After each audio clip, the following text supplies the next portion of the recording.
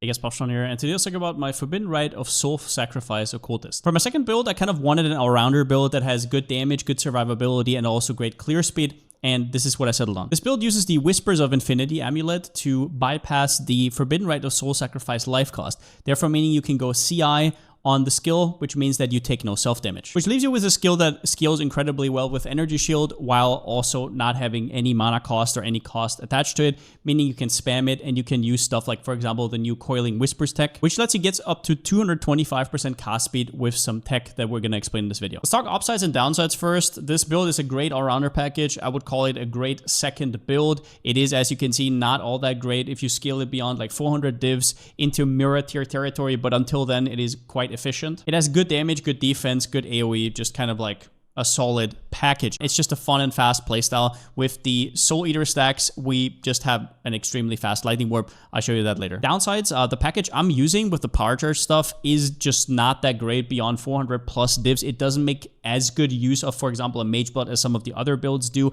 A lot of the uniques I'm using are actually quite efficient. So if you're looking for a build to dump all your currency into, this is not necessarily a stacker. So it's not like an attribute stacker where you can put thousands and thousands of divines into. At some point, there is kind of like a fall off, but until then, I would say it falls off at around about 50 to 60 million DPS. The build also needs you to pay attention, which I've learned the last few days is, well, not something everybody does. Ralacash Impressions has 3 versions right now. One is Power Charge, one Endurance, one Frenzy Charge. You need to buy the Power Charge one, which is the one that your build revolves around, because we're scaling Power Charges, right? As well as that, some mechanics around how you get your Soul Eater stacks and also how Forbidden Rite works. And also that you use the non-normal Forbidden Rite. I've also seen that. If you're not into that, then yeah, probably not a good idea to play this build. Also, this is not a league starter. I would never recommend league starting this, even if some of the uniques look pretty cheap. The build still scales with Energy Shield, which getting a lot of Energy Shield is quite expensive. As well as that, I would highly recommend crafting these gloves. We're going to talk about that once we talk about projectile speed. Let's start with our main skill, Forbidden Rite of Soul Sacrifice, and how it works. This is the Forbidden Rite version, like basically just the Energy Shield version, and it normally shoots out just one projectile, right? If you add Spell Echo, that gets a repeat. All the while, if you add Greater Volley, it is 5 projectiles. However, the skill also has inbuilt projectiles that only show up if there's nearby enemies. So the reason why the clear looks really good, let me check this right here, is up to 10 enemies right here also get a projectile. So it's obviously way more while you're clearing. Of the original projectiles, up to 5 can shotgun, and those are the ones you have to aim. So for example, at bosses, you'll have to aim. While you're clearing, there's not really much aiming going on other than like some tanky rares. So that's pretty comfortable. But if you go over 5, the overlaps are not reliable whatsoever because of how they get distributed. So you can go, for example, Awaken GMP, but it's not going to influence your single target damage that much. Now, the way this gem scales damage is it deals 20% of your maximum ES as base chaos damage. So you can see 557 to 836 base damage, but then on top of that, you get 20% of your S. Currently, I have 13,161, which equates to 2,632 on top. So the skill looks busted at first, but the downside is that you take 50% of maximum Energy Shield as chaos damage, which we completely negate by just being CI. Now, usually that is not possible because if you go CI, you have 1 life and you can't pay the life cost. You can see up here, this skill doesn't cost mana, it costs life. Cost 46 life, so you could it wouldn't work. But this league, they've released Whispers of Infinity, which converts, last line, skills cost Energy Shield instead of mana or life, which you won't see at all on my Energy Shield bar because this is a cost and it does not interrupt Energy Shield recharge. Now, while CI does negate the damage from the hits, we still technically do get hits. So if I cast it, you will see up top that I get endurance charges, and those are from my small cluster right here. From the Enduring Composure, I gain 1 endurance charge every second if I've been hit recently. A hit doesn't have to mean I took damage. So we can negate the damage while still having some of the upsides, and this also leads into a very nice Immortal Call setup in our cost when image taken. Now, AoE is super important on the build for a few reasons. First up, you want these to overlap. You want to have probably 1.1 to 1.2 radius. This depends on enemy hitboxes and whatnot, but this is where you would usually feel comfortable. But AoE also increases the size of your Explodey. A lot of the AoE we have on this build is not spell specific, it is global. So stuff like Profane Bloom will also scale with it. So it is a premium stat and we do focus on it quite a bit. The other thing this skill really wants is projectile speed, and this just depends on you. For example, I am sacrificing quite a bit of my damage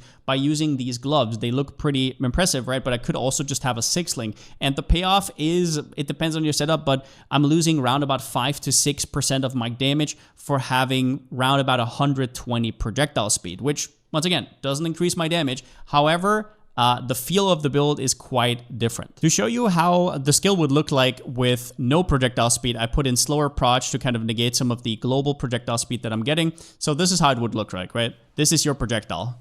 This is how long it takes to travel. Now, while clearing, if you're like warping around, you don't want to wait that much. You want to loot immediately. You want to move on.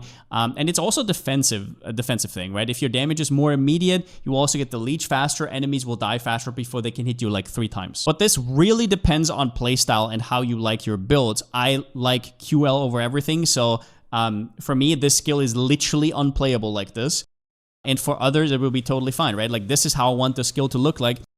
If that's fine for you, that's actually a good thing, right? Maybe you don't have to craft the gloves. However, I do also have a really fancy 6-link setup that helps quite a bit, which we're going to talk about later as well, that also gets enabled by having your links in the gloves. And let's talk about the power charging aspect of this build. We currently have 12 power charges or absorption charges up here with the Relicash Impatience. You need the version that counts as having maximum number of power charges, otherwise this build doesn't work.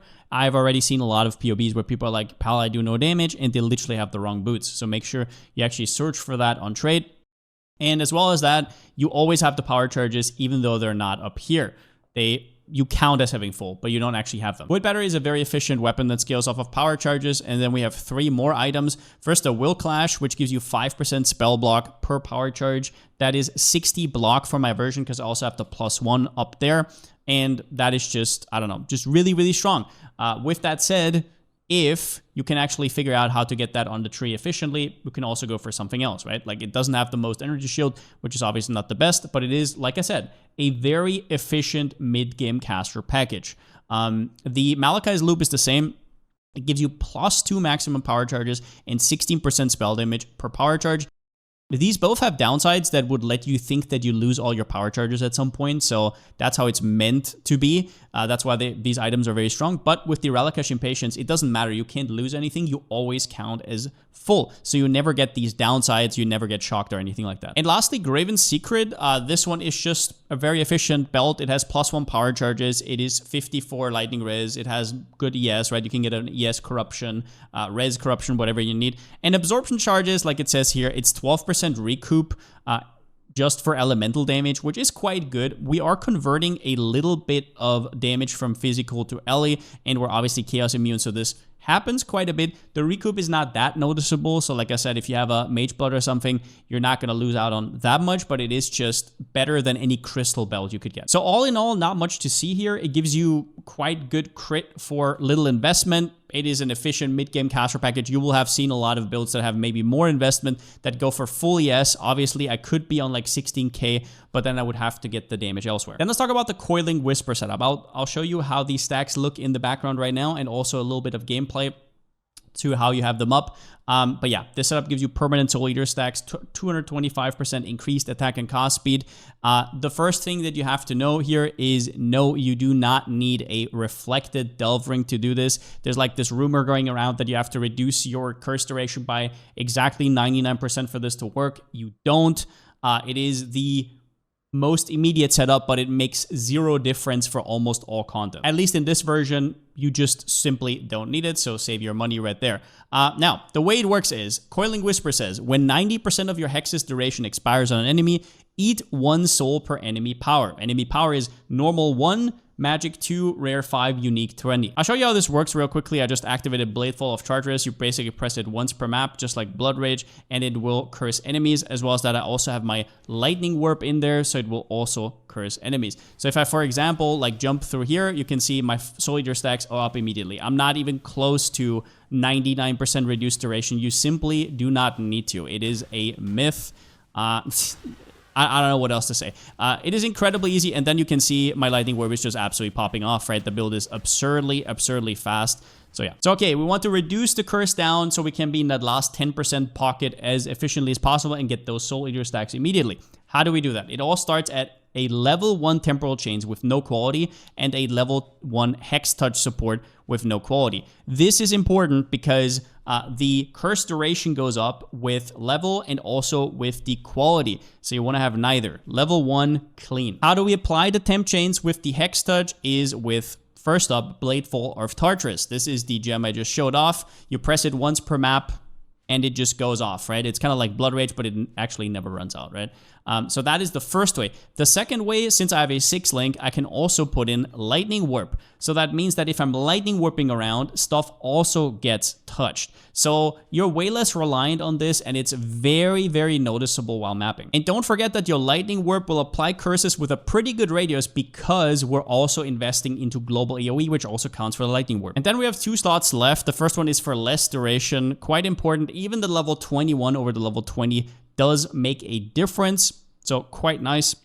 And then we have Swift Affliction, which is not for the damage. It says 25% less duration of supported skills and damaging ailments, so that also counts for the curse duration. This setup gets us down to 0.462 seconds, which, as you saw, is more than enough and super efficient. Important as well is this scales Lightning Warp's duration as well, which gets better and faster. The reason you saw me so fast is because all the stuff in the links also applies to Lightning Warp, which also applies to Curse, so all the less duration multipliers also affected, which actually make it better than Frostblink of Wintry Blast for specifically this build. If you still like Frostblink of Wintry Blast more, that's totally fine, just saying.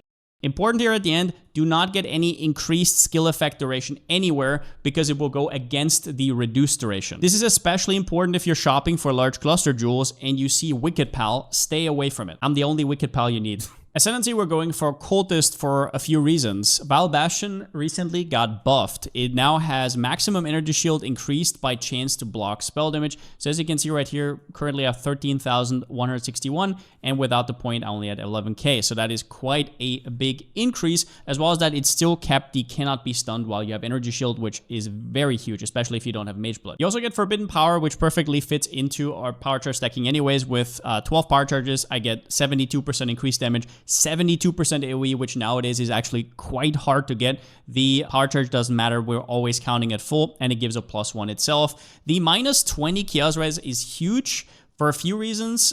We don't run Despair ourselves, so we only get the Despair from the Merc, because Coiling Whisper says targets are unaffected by your hexes, which means it's a little bit less efficient overall. It's not perfectly always up, so at least getting some minus res is huge. As well as that, reduced life regen is pretty strong in Merc encounters. And then we obviously have the Explodey. I don't think I have to explain this one. It is just an absolute bliss to play with Occultist after all these years. Super happy they changed Vile Bastion. It is incredible how a small quote-unquote change like that can actually have an effect on it. This versus Elementalist. Elementalist is quite strong with like golem scaling and whatnot. I actually did some PoBing with like different golem setups and whatnot, and it never came out to actually being worth it. And the reason is life regen doesn't matter, mana regen doesn't matter, chaos res doesn't matter because we're immune.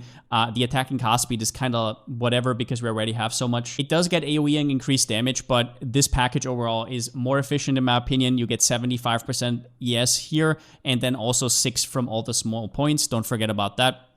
But in general, if you want to go for a poison version, I would probably go Elementalist, because then you can actually make use of the dot multi that you get from Chaos Golem. For Pantheons, I'm using Soul of Ralakesh most of the time. Now, I didn't really notice the bleeding too much. You can also get Cannot Be Bled from a Coiling Whisper. Those are quite expensive though, just telling you right now.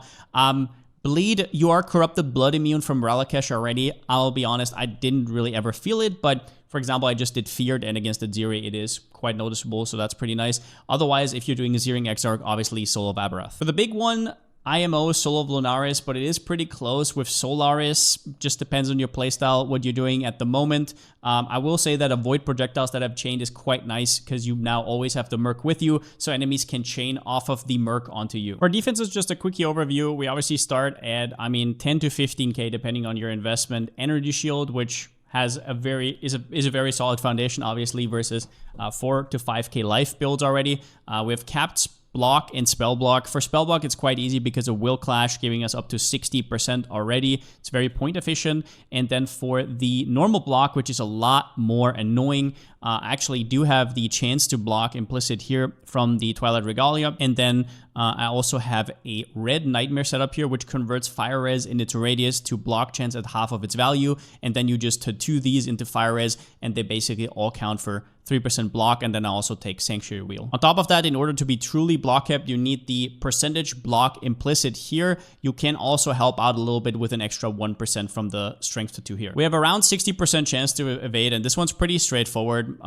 Grace and Jade Flask, whenever it's up, it's nothing much more to it. Evasion is very efficient, even if you just invest a little bit into it, and it is very noticeable. So a lot of avoidance right here, right out of the gate with a high ES pool. For endurance charges with Immortal Call, like I said, endurance charges are always up because we're not taking damage, but we're still getting hit technically. So the endurance charges from Enduring Composure are always up. So also quite easy regen to use a Immortal Call setup. We're obviously Chaos immune from CI, Ailment immune with Purity of Elements, Stun immune with Vile Bastion, as I just noted. If you're not Occultist, honestly, Stun immune is just such a big deal. You really would want to have a Mage Blood with the Avoid to Stun suffix. If you want to go for it, there is also a cluster notable that says you can't be stunned while casting Chaos skills, but like you're still gonna get stunned out of combat. It feels whack. Trially Flask. Now a lot of people say that Trially Flask without Mage Blood or Pathfinder is not reliable, and I would just like to quickly disagree on one point here. Some of the hardest content in the game right now are tier 17s and tier 16.5s, so unless you have reduced flash charges on your map modifiers, these are actually up constantly. It's always about killing a lot of monsters, especially this league with the Originator's influence.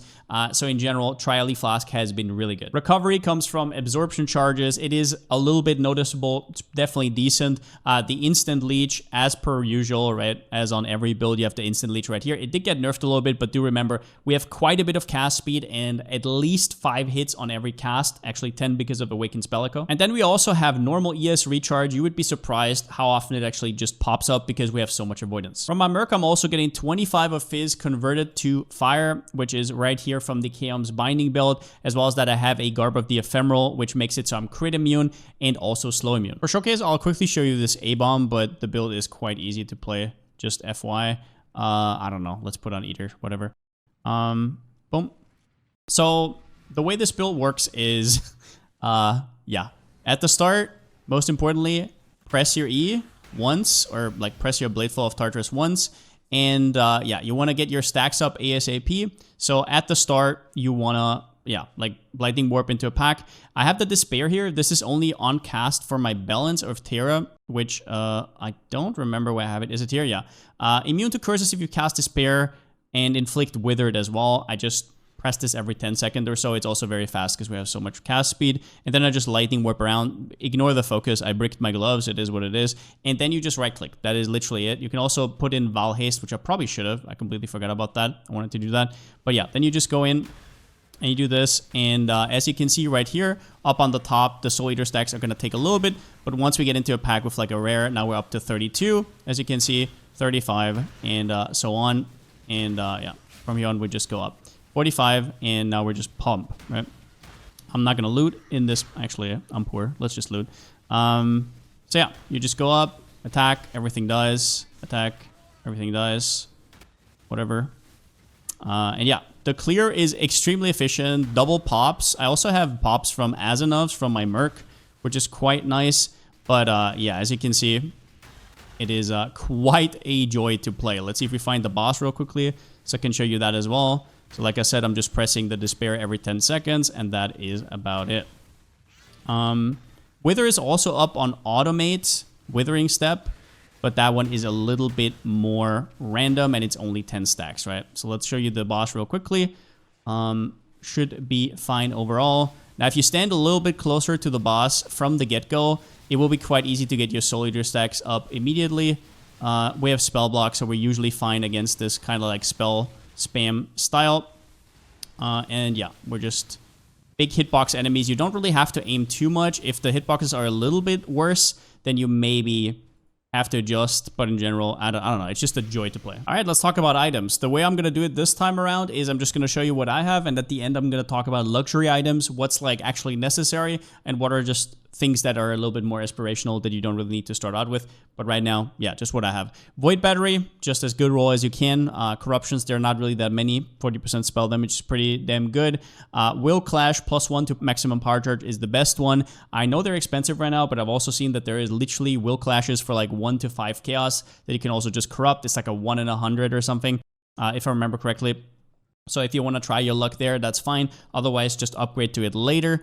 Yeah, gives you a ton of block, very strong. My body armor, I crafted with dense fossils. I might be making a crafting video as well because of the gloves, right? I will link down to a local video.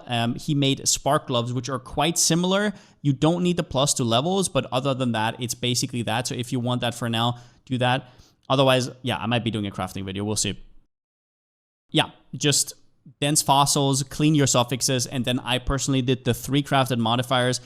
This build is ultra attribute starved, as you will see on my helical ring as well. So that's quite a bit tough. So wherever you can get dexterity from, the better. Otherwise, as high energy shield as possible. Now, you cannot get over 20 quality anymore after the fact. So the higher you go in price, the better, right? Like at the end, the quality is going to give you extra, yes. And one other thing you have to think about is the energy shield implicit. You can see it goes from 262 to 302. So if you need to spam some sacred orbs, just remember these exist. It is quite a big difference still. And if you buy them, yeah, just make sure that they're I-86 because that is where the tier 1 percentage energy shield can roll. The way you make the gloves is with Essence of Horrors.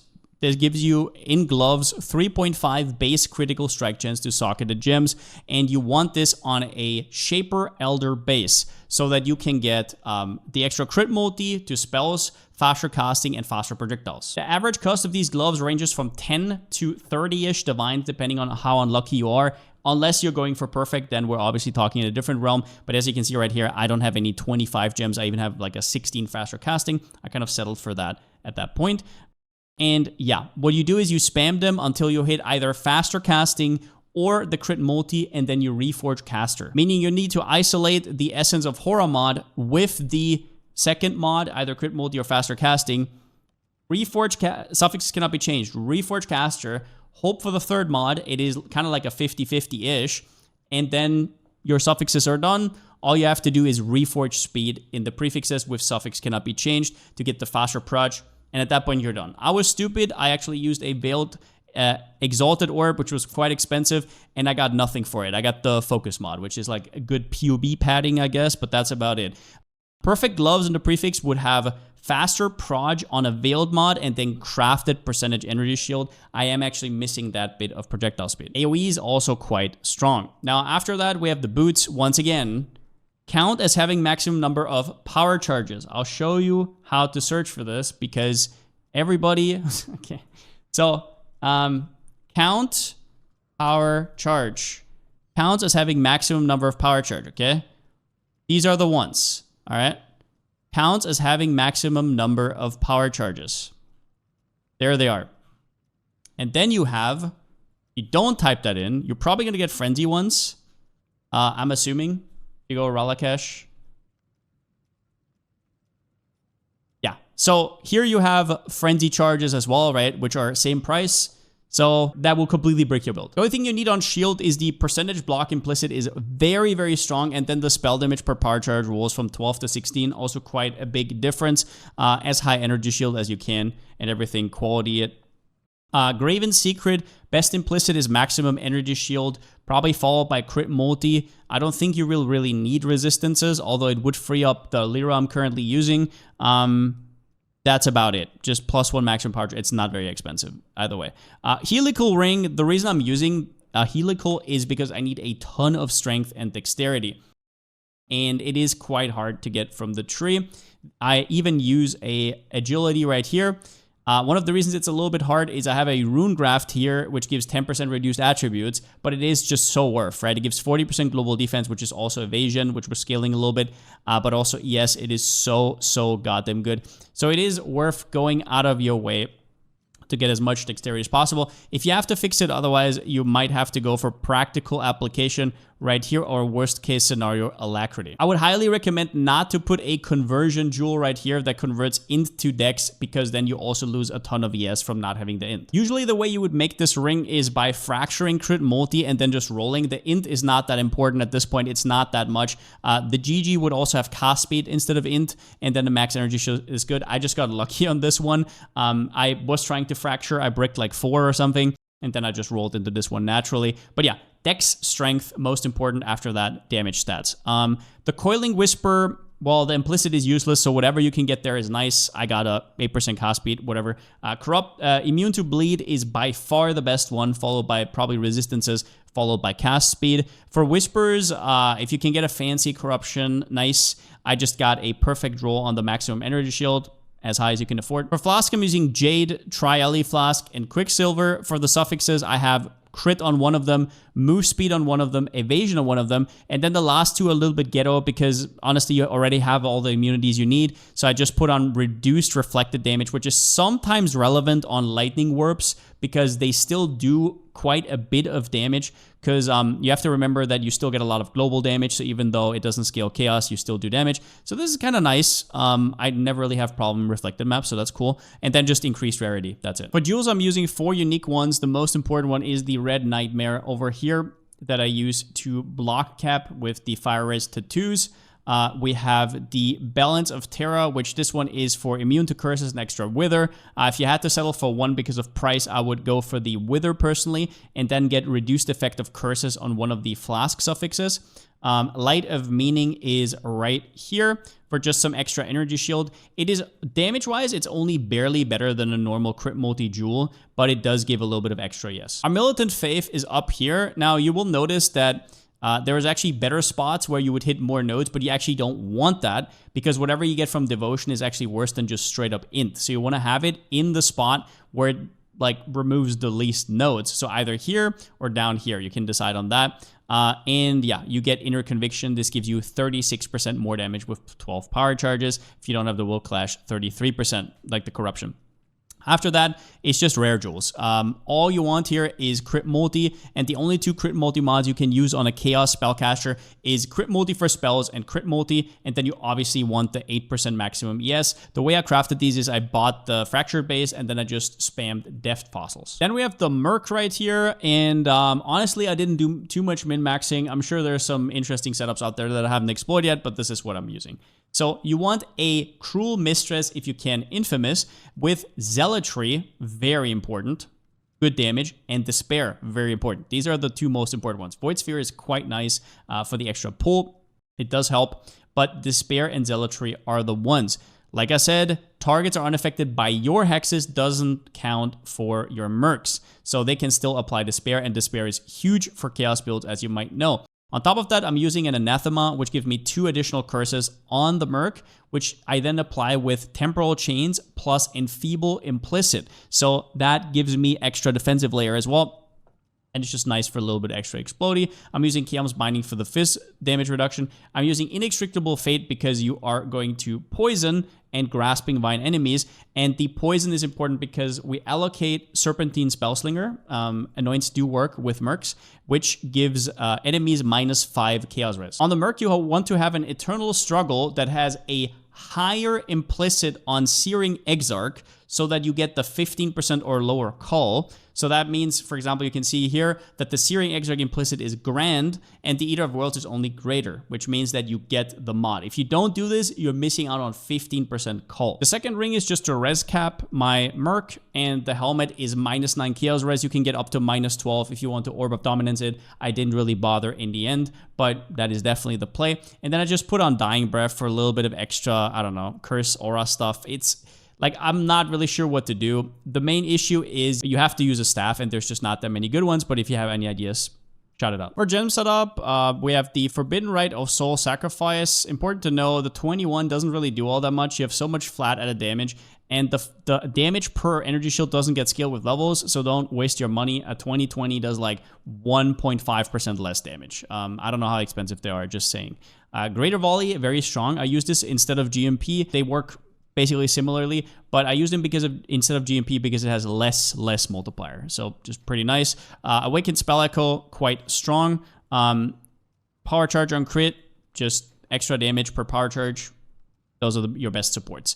After that, we have the Aura setup with a Purity of Elements, Discipline, Grace, and Enlighten. You only need an Enlighten level 3. The 6-link setup, once again, is Bladefall of Tartarus and Lightning Warp, supported with the Hex Touch and Temp Chains tech, with less duration and Swift Affliction to reduce the duration as much as possible. We have a Cast 1 damage taken setup with Frost Shield, quite nice, a little bit extra crit, a little bit extra survivability. Immortal Call, which is great because our endurance charge is always up. And then summon Stone Golem. It's up like, I don't know, 40-50% of the time and just gives you a little bit of extra yes. Then we have a Withering Step setup with Automation and Enhance. This is literally just there to apply Wither stacks, be a little bit more consistent than just the Balance of Terror on hit. So you can, for example, go into a boss fight and already have like 10 stacks from the get-go, or while you're mapping, it's also quite nice. And I have that on Automation and Enhance. Enhance because the quality gives extra Wither debuffs. If you had a level 4 Enhance,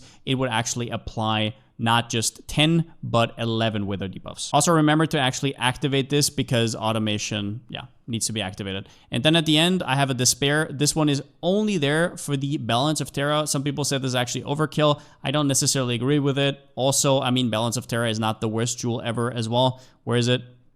Over here, it has a little bit of all-res, right? In general, this is up to you if you want to use it or not, but you don't need to target anything with it. It's literally just press it like a cooldown anywhere, right? And then I have Val Haste and more duration. This one is pretty much whatever. We do have a little bit of reduced duration, so the more duration to counteract that is quite nice. But yeah, we're not using haste, just the Val version. For the passive tree, all you really need to know is that we want to cap our block and spell block. So we're taking stuff like Arcane Guarding, and all the rest comes from Will Clash. If you needed more spell block, there's also some in the Arcane Sanctuary cluster. Other than that, like I already talked about, the Red Nightmare with the Fire Res Tattoos is quite nice. We get a 4th Endurance charge here for a nice 1-pointer. The only reason we take Holy Dominion is because it had Res, which also counts for the Red Nightmare for the block, so don't get confused by like the LE damage or something. Also, we get increased crit multi per 10 max ES, which is nice, and then this Mastery gives us extra block. Crit, the one rune graph we're using is 10% reduced attributes with 40% increased global defense. It's super efficient and quite cheap. So in case you see this in POB ticked, currently I can't apply them in POB.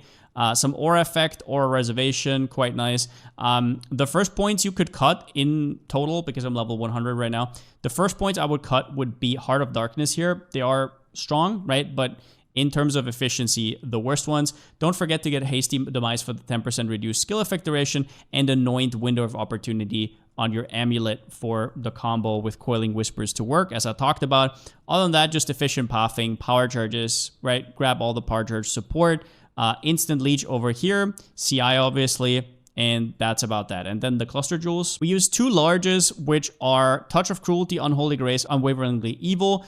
It doesn't really matter, like just make sure that 2 good ones are in the front and a bad one is in the back, right? Unholy Grace, chaos damage, attack cost speed, and then Touch of Cruelty and Unwaveringly Evil are round about the same in terms of efficiency, so whatever you have in front is not as important. I would at least go for 1 Touch of Cruelty though, because the Hinder is also quite nice. Second one for me is exactly the same. These are quite easy to make and also quite cheap to buy, or whatever combination you want. Just once again, make sure that you don't get the one with skill effect duration because it breaks your setup, right? Other than that, mediums, we go for AoE. So we want 2 times Vast Power for the increased AoE up to a maximum of 50. And yes, I know that it doesn't stack. So the first one already gives you 36% AoE. And the second one just fills it up to 50. It is still your best choice.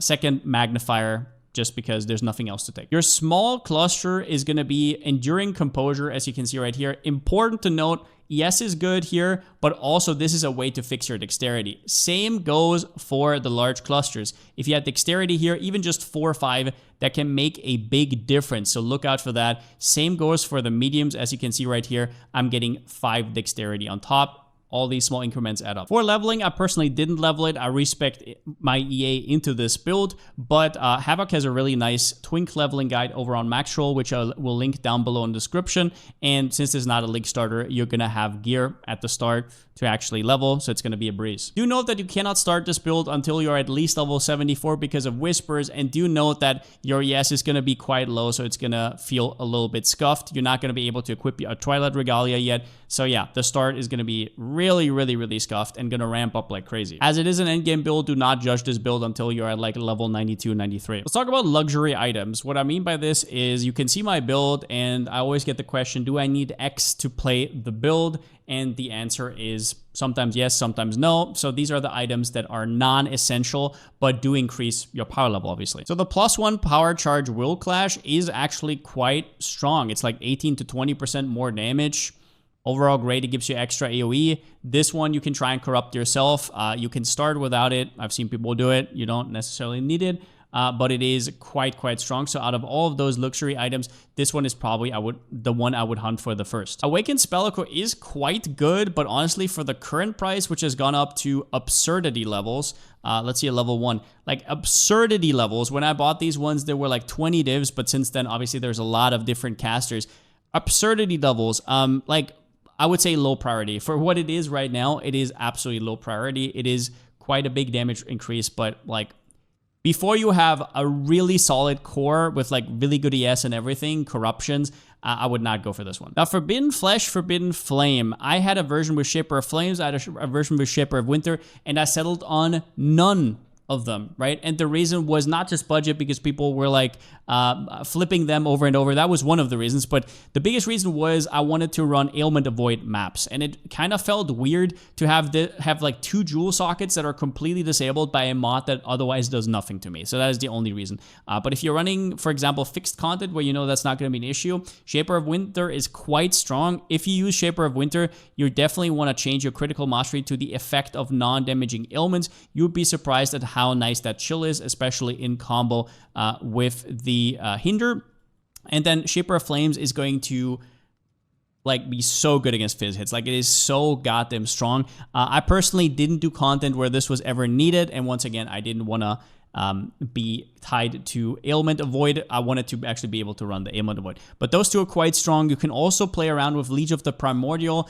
Some of the sockets I have are kind of like whatever, like the Despair, like the Haste, more duration. Some of these gems are replaceable, so if you want to try that on Occultist, but that is probably way higher investment because you also need a lot of support from like Megalomaniacs and whatnot. Bastion of Elements kind of sucks because we already have such a high ES pool. A lot of raw ES is pretty bad with Bastion, and then I can't really see anything else that you would want. High ES chest, if you're crafting with dense fossils, there's really very little excuse not to have at least like 1,000 to 1,100 energy shield. It is quite easy to craft, so I would definitely go for that. Once again, make sure that you have as high quality as you can afford and that your percentile, your base percentile on trade is also correct. The base you want is a Twilight Regalia, and as you can see right here, if you go up in base percentile, it says right here. The higher this is, the higher the ES that everything's going to scale off of. And then we have the Balance of Terra with Curse Immune. The normal one, I think it should be like 8 Divines or something. Yep. Currently like 8 Divines, and then the immune to curses on top is a little bit more. This obviously fluctuates. I also paid a lot for this one, so it is what it is. This one is definitely replaceable, and if you replace this one, you also don't need this Despair right here. Once again, this is just to 1-tap every 10 seconds. Do remember to get reduced curse effect from your flasks if you cut it from your setup. And then the last one is the Light of Meaning. As I already said, this one is just a recent addition. These have gotten quite expensive. It's not just because of this build. There's obviously a ton of CI builds out there. This one is like one of the last purchases ever. Just go for a normal rare jewel. Once again, these are the efficient rare jewels with yes, crit multi. Mistakes to avoid. This is just a quick checklist here. If you don't deal any damage, one of these is probably the case. First one is Ralakesh, the power charge version. There's 3 versions now. There's power charge, there's frenzy charge, there's endurance charge. Make sure you have the power charge one, otherwise you deal literally no damage. Forbidden Rite of Soul Sacrifice. This is a transfigure gem. This is not Forbidden Rite. I'm saying all of these because I've seen them in multiple POBs, right? So a little bit of shade thrown.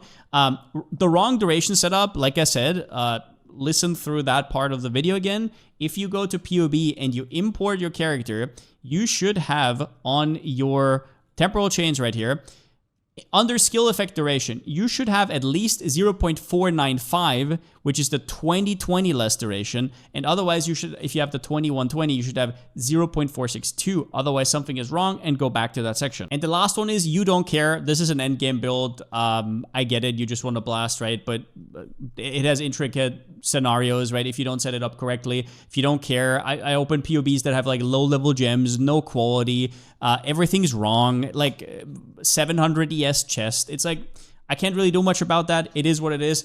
This build has been proven. I've played it basically on everything that I can think of. People in my chat have been playing it, so if it doesn't work, there's something wrong, and maybe revisit some of the steps in this video. With that said though, thank you guys for watching. I'm going to push out a crafting guide probably by tomorrow or so. I'll do it as quickly as possible. I'm a little bit hesitant on crafting guides always because I'm not perfect when it comes to crafting. I'm a very practical crafter for the builds that I use, but I don't always do it perfectly. And obviously, if I share it, everybody's going to bicker about like, oh, you could have saved like half a div there. So it is what it is. I will probably put something together as soon as possible. Hope you guys enjoyed the video. Even if you don't play the build, maybe you've learned a thing or two. And yeah, I've been having a blast. I will keep playing builds. I have already a next idea. So at some point, we're going to re-roll. I don't know when that's going to happen. Probably next week, maybe start next week or whatever. But I'll keep you guys up to date with what I'm doing. I'm really happy to be back. PoE 2 made me appreciate PoE 1 even more. I feel like I'm back home. Yeah, the next 2 to 3 weeks at least, we're going to be absolutely blasting. So yeah, thanks for watching. And since I still don't have a slogan, see you next time.